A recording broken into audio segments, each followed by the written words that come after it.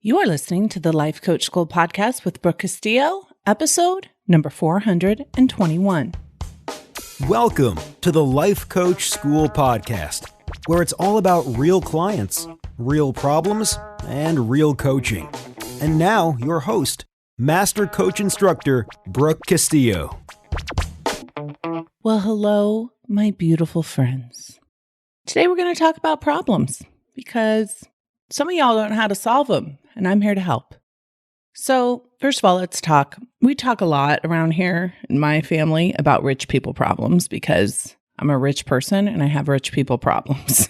I'm not denying it. So today I went out to go meet my girlfriend for a walk, and I went to get in my 911 Porsche, and the battery was dead. I get it, rich people problems. But here's the issue. Where's the engine on that thing? This isn't my own car. This is a car I'm renting right now. Was trying to find the engine, was trying to figure out how to jump it. I called the security here in my subdivision, which was very convenient. Another rich person perk is that I live in a gated community where we have a security team that comes and helps us with problems. And there was a man from the security group came and was going to help me. And the problem was the Porsche was pulled into the garage, right in the middle of the garage. So another car couldn't fit in there. And the engine, of course, is in the front of the car. And in order to be able to jump it, we had to have, be close enough so that the jumping cables would reach from his car to my car. So this is a problem, right? We can all agree this. Yes, it's a rich person problem, but it's also a problem. I needed to get in my car. I needed to drive, needed to go see my friend. So as I proceeded to solve this problem, I noticed a process that I went through in my head. And I also noticed the process that the guy went through in his head who was trying to help me jump the car.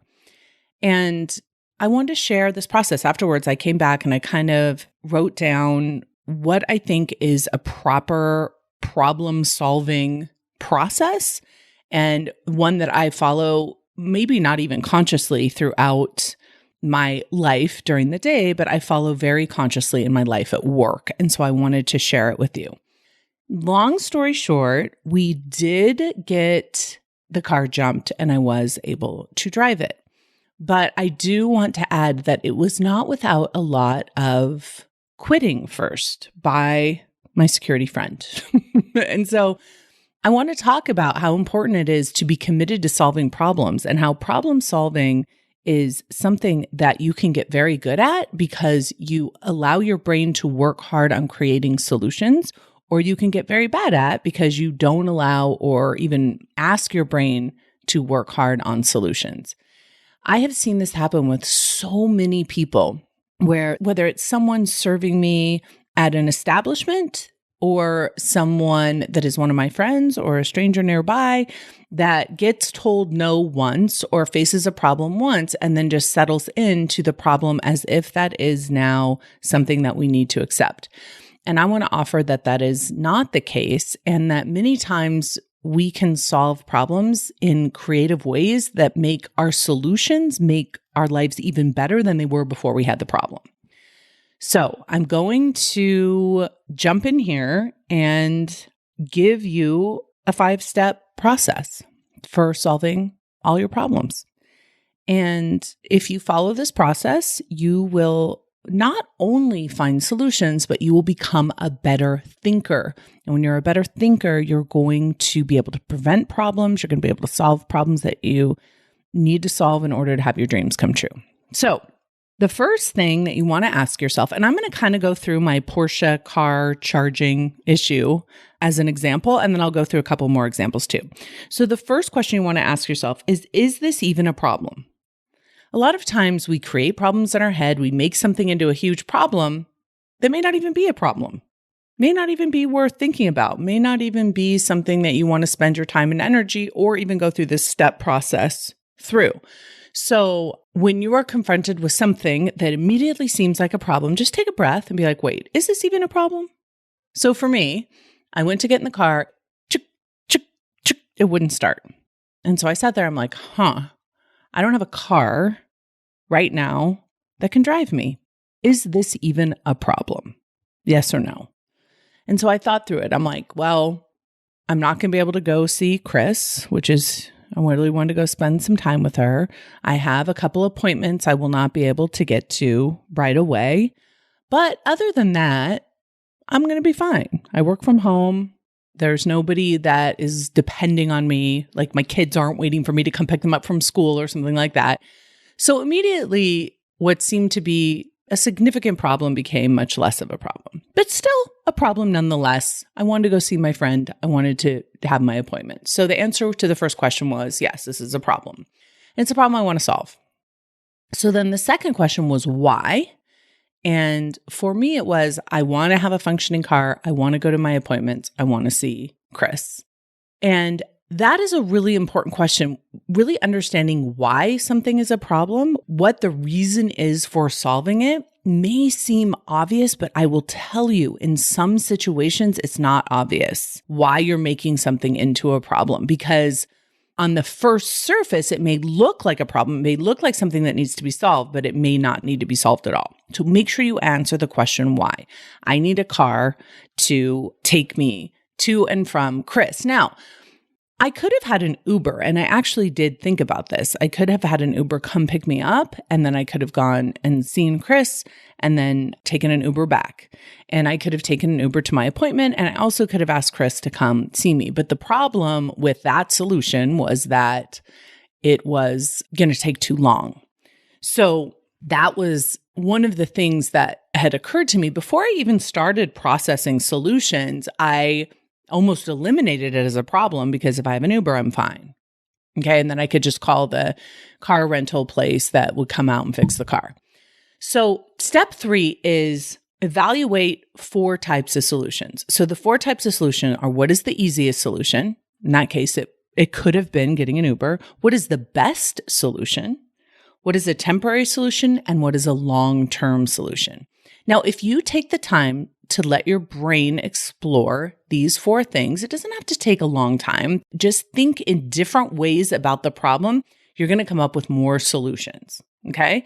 So I sat there, I'm like, what is the easiest solution? That would be to just get on my Uber app and grab an Uber, except that it's going to take a while for that Uber to get, but it would be less effort for me in terms of trying to solve this. What is the best solution? The best solution is to be able to get the car jump-started here in the garage without having to call the rental place, without having to wait for an Uber, and do it in such a quick time that I still can make my appointments and I can still go see Chris. What was a temporary solution? A temporary solution would have been, like I had said, maybe doing an Uber. And the long-term solution was getting the car jumped and making sure that it would have a charge long enough to take me to see her.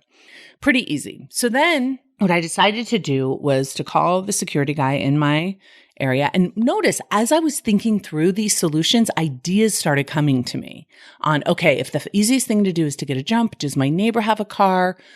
This is how my thought process was. Does my neighbor have a car with jumper cables? Could I call them, interrupt their day, have them come over? But then it occurred to me, wait, I have a security crew that is here in my area and they're on call all the time and they're always driving around the area, making sure it's secure. So they would probably be the quickest, fastest, easiest solution here. So I called the front gate. They said they would send someone right over. So he comes over and is dumbfounded because the car is in the garage, taking up the whole garage, basically, because it's right in the middle. And he has a big truck and he doesn't think that the jumper cables are going to reach. And so he comes in and he looks at the car and he says, yeah, the jumper cables aren't going to reach. And now we kind of have a new problem, right? On top of the initial problem, which is the car needs a jump. Now we have this other, they're not going to reach. And I had said to him, I said, well, can we try? Right? He had made this assumption that something was a problem, but he hadn't questioned whether it was really a problem. Do you see what I'm saying? It's like problem number 2 came along, right? But he wasn't doing that first question. Is this really a problem? Before we determine that those jumper cables can't reach, shouldn't we bring the car over here and test it out?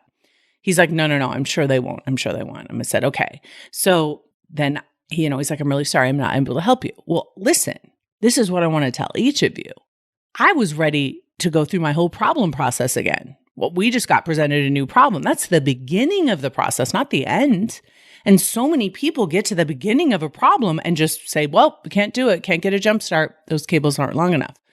So in my mind, I was like, okay, does anyone else in the security team have longer jumper cables? Does anyone have a smaller car that they could pull in? Do you think that we could get my car into neutral and push it out and roll it out, and then it's outside of the garage, and then we could pull them up? So I'm coming up with solution after solution after solution. And he's just kind of already defeated that we're not going to be able to do this. And so I'm looking up in the manual how to get the car into neutral. My landscape crew is there. So they said they would help us push the car out. We kept trying to push it, like figure it out. And in the meantime, he's standing there watching me, right? Try to evaluate these solutions. So finally I said, hey, do you think you could just try to get your car over here? Like, let's see how much we would need to push this car and how close it would need to be. So he brings over the jumper cables and he sees how long they are. And they're about the length of the car. And so I'm like, do you think your truck would be able to fit in here? And he's like, no. I don't think so. I'm like, what about just the front of it? Because that's all that needs to get fit in. Then he was like, no. It was like really fascinating to see how he wasn't thinking, what's the easiest, the best, the temporary, the long-term solution. He wasn't thinking of, he just wasn't solution focused. And I kept coming up with idea after idea after idea after idea on how we could get this done. In the meantime, I'm also calling the rental car company. Jose is the guy that like runs the cars for us. And like sometimes he delivers us a Porsche, sometimes he delivers us a Mercedes. And so my assistant and I have a relationship with him. So we called him up and I said, hey, I'm trying to get the car jumped. I really want to get the car neutral, because the long-term solution was he could just come and take care of it, right? But then I would have missed being able to hang out with Chris. So I was trying to figure out how to get the car in neutral so we could roll it back and get it jumped. So I was looking on the internet, I was looking on Google, I was looking in the manual, I was calling the rental company to ask if they knew how. And the whole time, my security friend is looking at the engine and like looking at me and trying to like figure out whether he should leave or not. And so I finally said, hey, just drive your car around. So he drives his car around and it fits perfectly. The nose of his car fits perfectly in right next to my car. And we are able to connect the jumper cables. So one of the things that was really fascinating about that for me was I had to negotiate the solution. And that is sometimes what we're going to have to do. We're going to have to negotiate solutions, because the question number 4 is, what is the cause of the problem?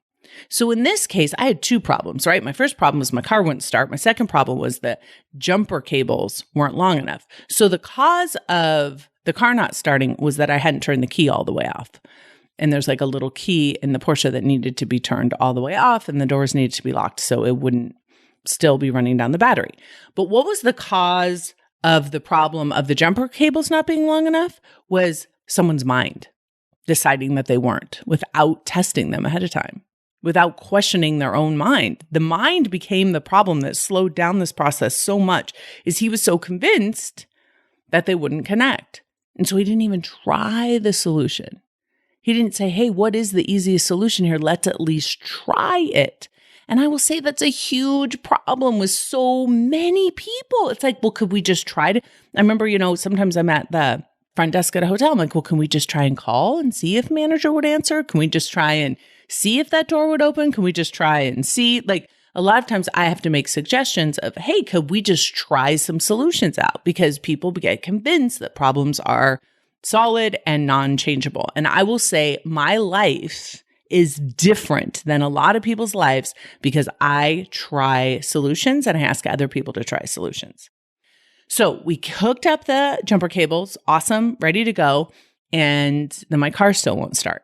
So he's like, yeah, it's probably run too low. The battery's probably run down too low. And I said, hang on, let me look in the manual and just make sure we're doing everything right and everything's connected right. So I look up in the manual on how to jumpstart a car, basically. And one of the things they say, and I think I knew this from how many times I'd had cars jumped before, is that you need to rev the engine of the car that is running, which was his truck. So he went and revved it a couple of times. And then sure enough, my car started. So many times my security friend wanted to give up, didn't think it was going to work. And we finally got the car started. I was able to go and see my friend Chris, and we went on a walk. And what was so interesting was when I was coming back from this walk, I was thinking, oh my gosh, I hope that car starts again. I hope it's not a problem with the battery.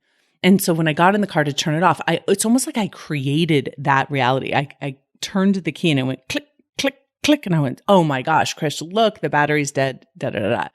She's like, you just have to put your foot on the brake. And I did, and it was totally fine. So it's like compounding my own problem by creating additional problems with that negative thinking was really fascinating to watch happen. So that was number 4. What is the cause of the problem? And a lot of times it's just our mind. So just be aware of that. And number 5, how do we prevent this problem in the future? When you understand the cause of the problem, then you can most often help prevent it in the future. And so for me, it's making sure the car is turned all the way off, making sure that when someone comes to help me, that I don't take their assumption about something at face value, that I actually insist that we test it out. And someone says, this won't work. It says, well, can we at least just try? And then maybe it won't, but then we'll know for sure. So that was my example of a problem that I had this morning that really kind of prompted this whole podcast. And because I think that there are so many little things that we end up tolerating that are unnecessary to tolerate. And I'm thinking about things around your house. I'm thinking about things that aren't working in your own home, in your own cars, in your own lives, that you've just accepted can't be solved, can't be fixed, can't be changed. And I really want you to be aware of those things, because when you start accepting problems as part of just reality, you're not using your brain to be solution focused. And when your brain is solution focused, it's also possibility focused. And so if you are in my reinvention class, you know how important that is to have a brain that's focused on possibility and that is constantly creating new realms and new ideas and new possibilities in your own life.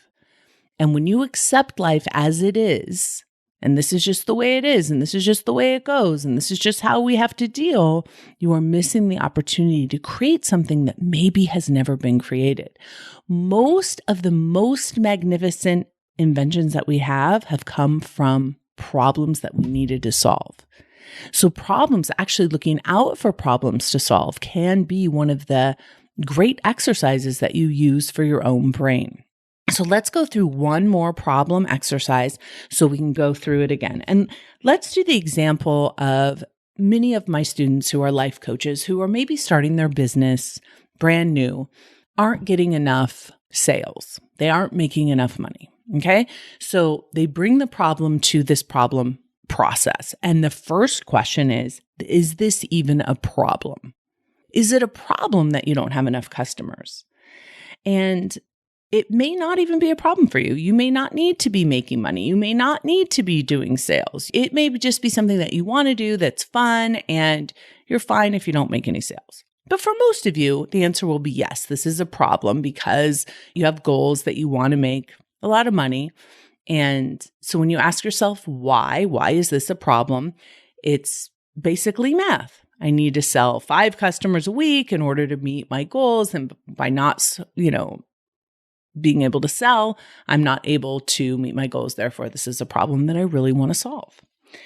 And as soon as you ask the why is it a problem, then you can start accessing more solutions, right? So if the problem is I just don't have enough people to serve, I'm just not making enough sales, I'm not doing the work that I want to do in the world, by offering yourself why it's a problem, it's amazing how there's different ways to solve the problem when you really understand what it is. When you keep yourself limited to, I just don't have enough money in this business, you may miss out on other ways that you could solve it by evaluating what exactly is the problem and why it's a problem.